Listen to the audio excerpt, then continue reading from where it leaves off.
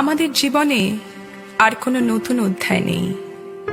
যা আছে তা হলো চীনা গণ্ডির লড়াই।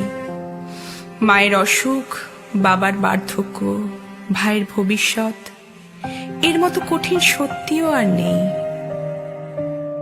পড়ে থাকার মধ্যে কেবল লোক দেখানো, জোর করে চোখের তলায় কালি লেপে ঠোঁটে রং করে ভালো আছি প্রমাণ করার মিথ্যে চেষ্টা। পড়ন্ত বিকেলে মাঠের পাশে বাচ্চাগুলো হুল্লোড় করে খেলা করে। একজোড়া কপত কপতি গাছের তলায় কাঁধে মাথা রেখে না জানি কিসের টানে শুকনো মাটি থেকে শুষে নেয় ভালোবাসার গন্ধ। আমি 2 প্যাকেট বিস্কিট নিয়ে আসি রোজ। রাস্তার কুকুরগুলোকে খাইয়ে দিই নিজে হাতে। ওরা মাথা পেতে আদর মেখে নেয় সারা গায়ে। তারপর টলতে টলতে বাড়ি ফিরে আয়নার সামনে দাঁড়িয়ে শিউরে উঠি।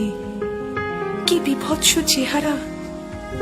শুধু কি তাই, ফুসফুসে 3টে স্তরে চারকোল জমে গেছে এতদিনে।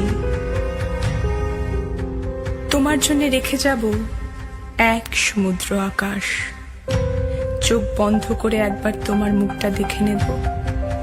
তারপর দম বন্ধ হয়ে আসলে আমি ঘরে শিকল দেব। নিঃশব্দে 2টো ছেঁড়া কাগজে লিখে দেব, কেউ তাই নয়। ভাগ্যিস পোস্টমর্টেম রিপোর্ট বিষাদ মৃত্যুর প্রমাণ দিতে পারে না।